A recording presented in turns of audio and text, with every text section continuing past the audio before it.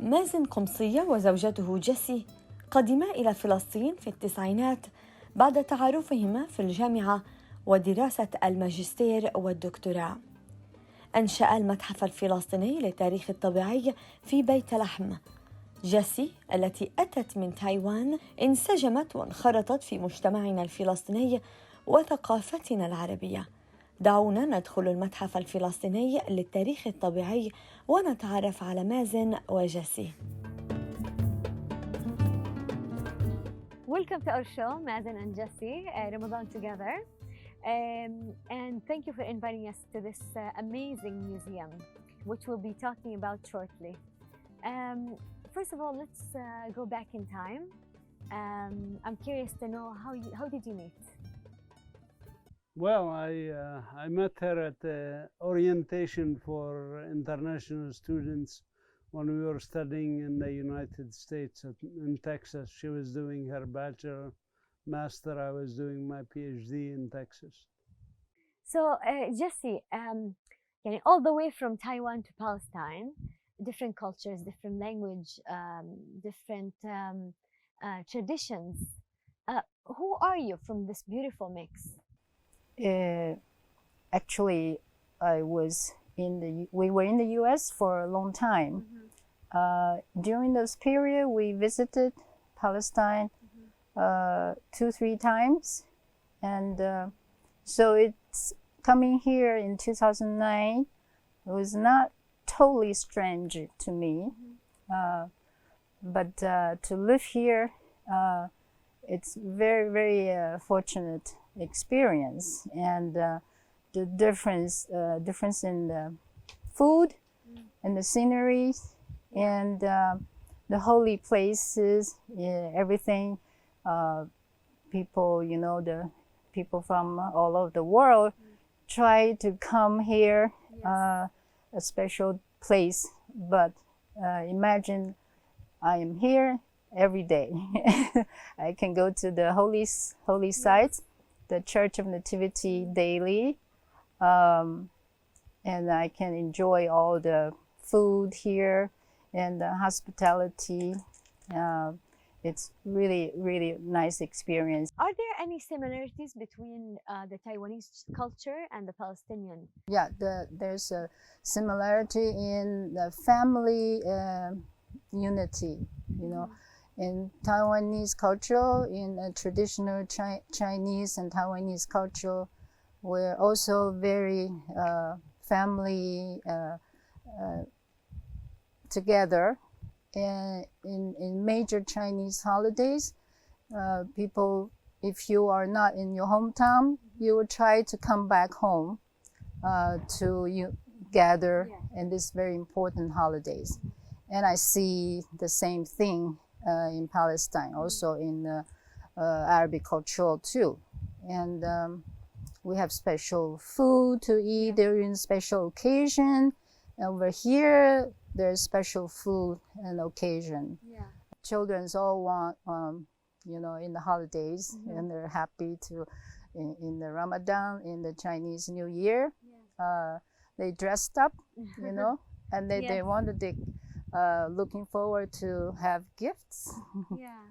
And the parents and the grandparents are very happy to give them gifts and treat them, give them treats. So how many years have you been here for? This is my 12th years. Well, did you have any cultural shock when you first came here? I don't have too much cultural shock. I think the most shocking aspect is going to protest, which it's different going to protest in the U.S. And here. Here you were met with quite maybe dangerous and maybe deadly tear gas canisters and all those things. In the U.S., we don't have that. And I've never protested before before that. So you protested so here. that is a shocking things. I totally enjoy the food. I'm used to all kinds of food, and maybe some people not used to the Chinese food, but I am enjoy the Palestinian food a lot, and I No, cook. we love Chinese food. I cook a lot. Yeah. Um, Palestinian food? Palestinian food because Mازن taught me. What did you teach her? Well, first my mother taught me, of course, when I went to the US. She said I had to learn all these cooking so that I can eat good food while I'm in these foreign countries. Anyways, all the traditional Palestinian foods like maklouba, malfouf, waraq dawali, all these things. Can you make So waraq she knows dawali? how to Roll make it? them, and she makes them better than I do now. Wow, amazing. So, أستاذ مازن، كيف حببتها لجيسي لثقافتنا العربية والفلسطينية؟ يعني أول شيء يعني لنا مع بعض احنا تقريبا 40 سنة 39 سنة، فطبعا عمر هذا، وأنا تعرفت عليها بأمريكا، لكن هي بضل طبيعتها شرقية زينا زيهم يعني، وبنحب احنا زي ما حكت هي العائلة والجو العائلي والمحبة والأطفال دائما حوالينا وشغلات زي هيك. هذا هو الشيء اللي أكثر شيء يعني بخلينا شبيهين في بعض. احنا الثقافات الشرقية كلها متشابهة، تختلف شوية عن الثقافات الغربية يعني أحسن قرار عملناه في حياتنا إنه رجعنا لفلسطين. Okay, let's talk a bit about the museum. Where did you get the idea from? Well, the idea actually came from another person, Dr. Sana Atallah, the first Palestinian zoologist, who happens to be my uncle. Again, the issue of family. He used to take me with him to the field when I was 6, 7, 8 years old. And that's how I learned to love Palestinian nature, the beautiful flowers and plants that we have. And he had the idea of establishing a museum, but he was killed in a car accident when he was 27 years old.